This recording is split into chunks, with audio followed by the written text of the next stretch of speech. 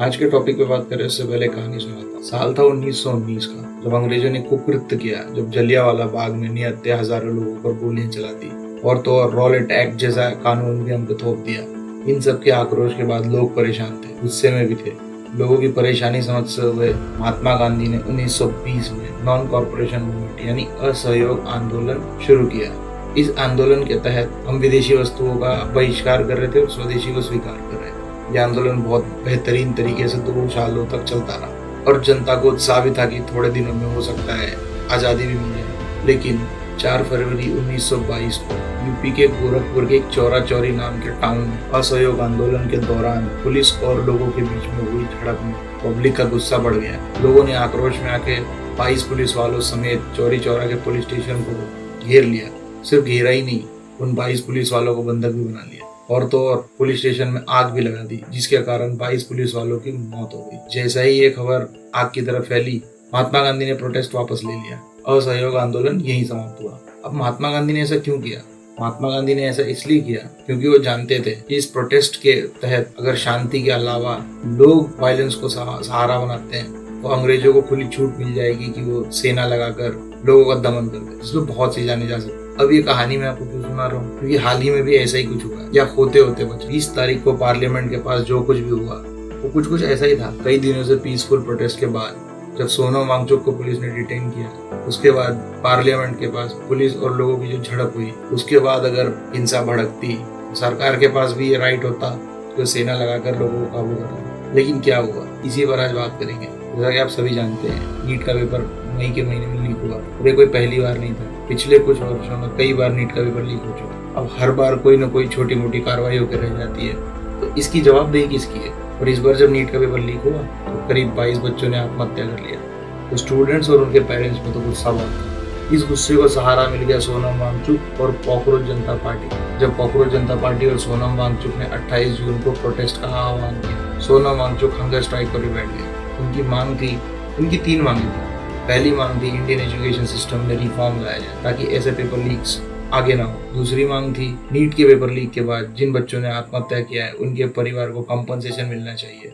और तीसरा, education minister Dharmendra Pradhan resign करे। क्या एक व्यक्ति के इस्तीफे से चीजें बदल जाएंगी? आलोचक ये पूछ रहे हैं। बिल्कुल नहीं, मगर एक शुरुआत होगी जवाबदेही की। जब जवाबदेही की कहीं शुरुआत ही नहीं तो फिर मनमानियां होंगी हर तरफ। और ये सिर्फ कुछ परीक्षाओं की बात नहीं है। परीक्षाओं की बात भी कम गंभीर नहीं है। ये सिर्फ किसी परीक्षा की नहीं है, ये उस चिकित्सक की बात है जो आपके बच्चे का इलाज करेंगे। कैसे होंगे वो? जिन्होंने मेहनत नहीं की, चीटिंग की, वो आपके बच्चे का इलाज करेंगे, उनके हाथों आपके बच्चे मरेंगे। इंजीनियर्स जिन्होंने चीटिंग की, जो होनहार हैं, वो कहीं क्लर्क लगे होंगे। जिन्होंने खरीद के पेपर लाए वो आपके भवन बनाएंगे, वो गिरेंगे, तब आपके पुश्तें मरते रहेंगे। तो ये उसकी भी बात है। उससे भी बड़ी बात है कि देश में ईमानदारी की कोई आज मूल्य नहीं है।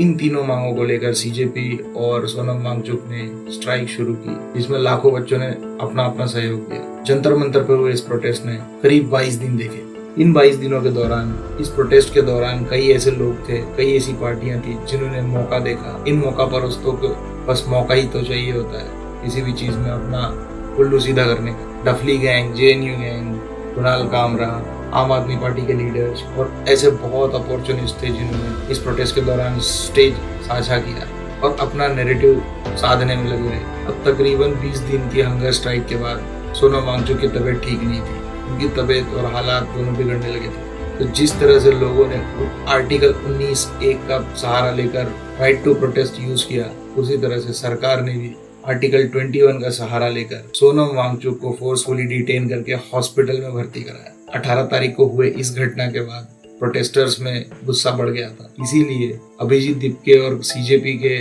लीडर्स के आह्वान पर चलो संसद का मूवमेंट शुरू हुआ। इस मूवमेंट के तहत 20 तारीख, जो कि मानसून सत्र की शुरुआत भी थी पार्लियामेंट की, संसद के सामने सभी ने घेरा डालना था। अब सिक्योरिटी कंसर्न के मद्देनजर पुलिस ने भारतीय न्याय संहिता के आधार पर धारा 163 लगा, जिसके तहत 5 या उससे ज्यादा लोग एक जगह जमा नहीं हो सकते। 19-20 तारीख के दरमियानी रात 4 से 5 लाख प्रोटेस्टर्स पार्लियामेंट के पास जमा होने लग गए और वहां पर अपना पीसफुल प्रोटेस्ट शुरू कर दिया। 20 तारीख की लगभग दोपहर तक सब कुछ सही था।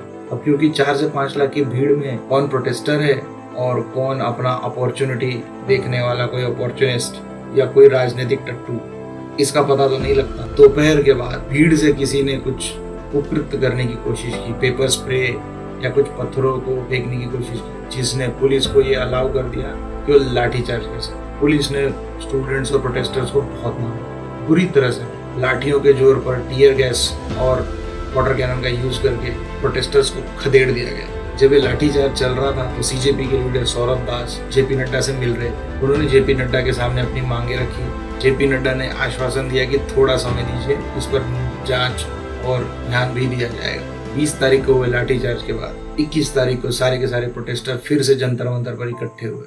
लाठीचार्ज के बाद क्योंकि अपोजिशन को अब एक उम्मीद दिखने लगी थी कि सरकार के खिलाफ उन्हें भी अब अपनी अपॉर्चुनिटीज मिल रही हैं, तो अपोजिशन के लीडर्स का तांता लगना शुरू हो गया। फिर क्या शरद पवार और क्या राहुल गांधी, क्या केजरीवाल और क्या अखिलेश यादव, सब एक के बाद एक आते रहे, अपना अपना उल्लू सीधा करते रहे। और तो और सेलिब्रिटीज ने भी अब बढ़ चढ़कर इस प्रोटेस्ट में हिस्सा लेना शुरू किया। दिलजीत दोसांझ से लेके शबाना आजमी, प्रकाश राज, स्वरा भास्कर और जाने कितने सेलिब्रिटीज ने इस प्रोटेस्ट के पक्ष में बात करना शुरू किया।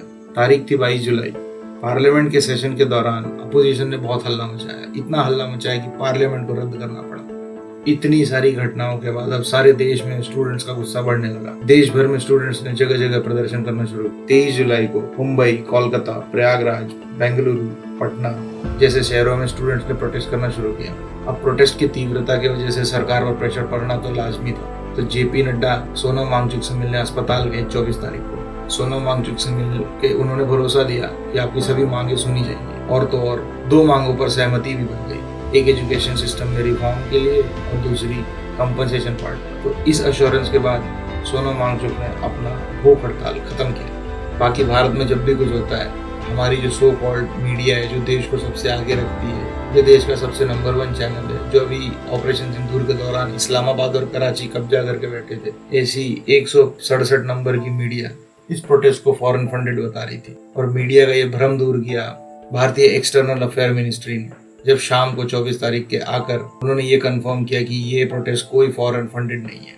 फिर वो तारीख आई जिसका सबको इंतजार था, 25 जुलाई। भारतीय सरकार ने सभी मांगों को मानते हुए कुछ डिसीजंस लिए, जिसमें रिफॉर्म करते हुए 10 करोड़ की पेनल्टी और 10 साल जेल का प्रावधान पेपर लीक कल्प्रिट्स के लिए था। 43 से ज्यादा ऑफिशियल्स और अधिकारी एनटीए और एजुकेशन मिनिस्ट्री से सस्पेंड कर दिए गए। और तो और सभी प्रोटेस्टर स्टूडेंट्स पर हुए एफआईआर्स को सरकार ने वापस ले लिया और 1 करोड़ के कंपनसेशन हर फैमिली को देने का आश्वासन भी दिया जिन्होंने अपने बच्चों को खोया था। एजुकेशन मिनिस्टर धर्मेंद्र प्रधान ने रिजाइन देते हुए पत्र प्रधानमंत्री को सुपुर्द किया। धर्मेंद्र प्रधान का रेजिग्नेशन आते ही सीजेपी में और स्टूडेंट प्रोटेस्टर्स में खुशी की लहर दौड़ पड़ी। सीजेपी के आह्वान पर इस प्रोटेस्ट को खत्म किया गया और स्टूडेंट्स को अपने अपने घर लौट जाने का आह्वान दिया। अब ये सारी तो प्रोटेस्ट की घटनाक्रम थी, इसमें मेरा क्या पॉइंट ऑफ व्यू तो है। पॉइंट ऑफ व्यू पे आऊँ, सबसे पहले ये कुछ वीडियो क्लिप्स देख लीजिए इस प्रोटेस्ट के दौरान जो भी हुआ।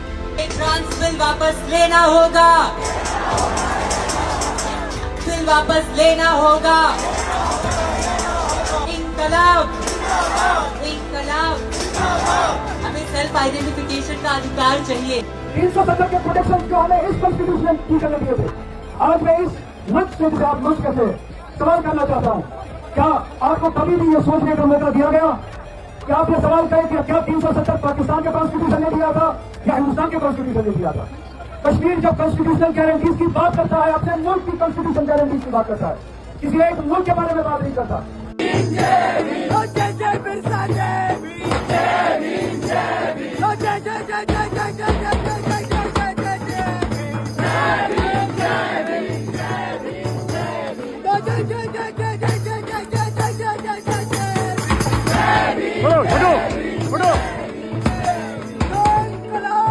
अगर वीडियो आपने देख ली हो, अब मेरा एक सवाल, अगर तो ये स्टूडेंट प्रोटेस्ट था तो यहाँ पर AISF और SFI जैसे कम्युनिस्ट ग्रुप्स क्या कर रहे हैं? डफली गैंग क्या कर रही थी जो आजादी मांगने को तुले हुए? जय भीम और जय बिरसा मुंडा के नारों का क्या मतलब? धारा 370 क्या चर्चा का विषय था इस प्रोटेस्ट के दौरान? ट्रांस बिल का क्या लेना देना था इस प्रोटेस्ट? ट्रिपल तलाक वो कहाँ से बीच में आ गया? इसीलिए मैं कहता हूँ इन अपॉर्चुनिस्ट के वजह से इस प्रोटेस्ट में खलल पड़ रही थी, लेकिन वो तो शुक्र है स्टूडेंट्स का जो कम से कम इतने समझदार तो थे कि इनके इन्फ्लुएंस में नहीं है।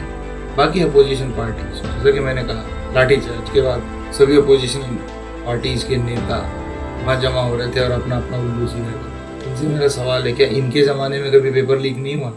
2005 से लेकर 2014 के बीच में इन 10 सालों में 55 पेपर लीक हुए थे भारतवर्ष में। तब तो किसी ने कोई रेजिग्नेशन नहीं मांगा। हाल ही में पंजाब में कुछ दिनों पहले ही एक पेपर लीक हुआ है, तो क्या पंजाब के एजुकेशन मिनिस्टर इस्तीफा देंगे या फिर कर्नाटका के एजुकेशन मिनिस्टर इस्तीफा देंगे, जहां पर भी पेपर लीक हुआ है? राहुल गांधी जो शोर मचा रहे हैं, क्या वो जवाब देंगे कि जब पेपर नीट का लीक हुआ था उसके जस्ट बाद स्टूडेंट प्रोटेस्टर्स पे लाठीचार्ज और वाटर कैनन क्यों चला गया था केरला में? वहां तो उनकी ही गवर्नमेंट है। तो ये अपॉर्चुनिस्ट, ये ऑपोजिशन, पॉलिटिक्स, ये सब अपनी जगह है। इशू जेन्युइन था, प्रोटेस्ट होना ही था, और एजुकेशन में रिफॉर्म की जरूरत है। अब रिफॉर्म का ये मतलब नहीं है कि कोई स्ट्रिक्ट कानून बन जाए या कोई पेनल्टी लग जाए। रिफॉर्म का मतलब ये है कि एजुकेशन सभी के लिए समान और अवेलेबल होनी चाहिए। सभी मतलब सभी के लिए। एक क्वेश्चन और है मेरा, अगर आप एजुकेशन सिस्टम में रिफॉर्म चाहते हैं, अगर अपोजिशन रिफॉर्म चाहता है, तो क्या कभी रिजर्वेशन के ऊपर बात करेंगे? कोई करेगा प्रोटेस्ट रिजर्वेशन के ऊपर? जहाँ जनरल कैटेगरी का बच्चा 95% लाके भी कट ऑफ में नहीं है, वहीं एक SC ST वाला 50% 60% में भी नौकरी कर लेता है। तो क्या ये रिफॉर्म की जरूरत नहीं है? हालांकि किसी पार्टी को इससे क्या लेना देना, जब तक रिजर्वेशन है तब तक उनको वोट पाएंगे। अब बात करते हैं गोदी मीडिया, मेन स्ट्रीम मीडिया। इनका बस चले तो ये एक प्रोटेस्टर को आतंकवादी डिक्लेयर। ये तो शुरू से ही इस प्रोटेस्ट को फॉरेन फंडेड बताए जा रहे थे। तो शुक्र है मिनिस्ट्री ऑफ एक्सटर्नल अफेयर्स का, जिन्होंने क्लियर किया कि कोई फॉरेन फंडेड प्रोटेस्ट नहीं है। बाकी गोदी मीडिया की क्या बात करें, तभी तो 167वें नंबर पर है पूरी दुनिया में। बाकी मैं धन्यवाद करना चाहूंगा अभिनव पांडे, जो न्यूज पिंच के मालिक बोल लो या एडिटर बोल लो, जिन्होंने ग्राउंड रिपोर्टिंग की। इनकी रिपोर्ट्स इतनी एक्यूरेट और इतनी डिटेल्ड थी कि किसी भी गोदी मीडिया का कुछ नहीं मानते तो आगे आने वाली कुछ क्लिप्स देख लें।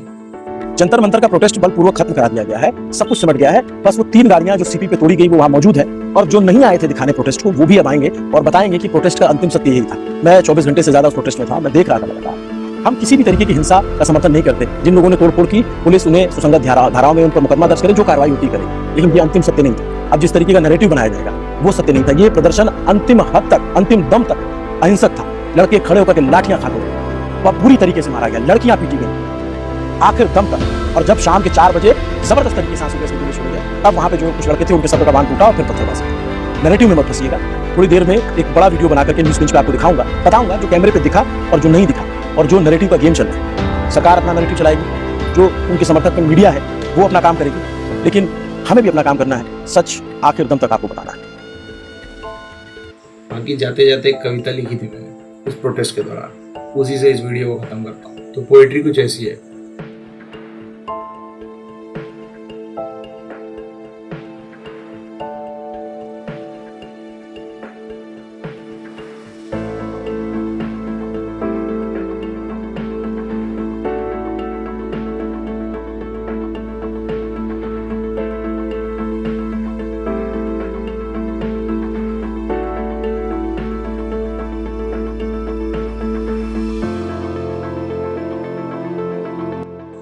Psycho teller signing off. जय हिंद, जय भारत।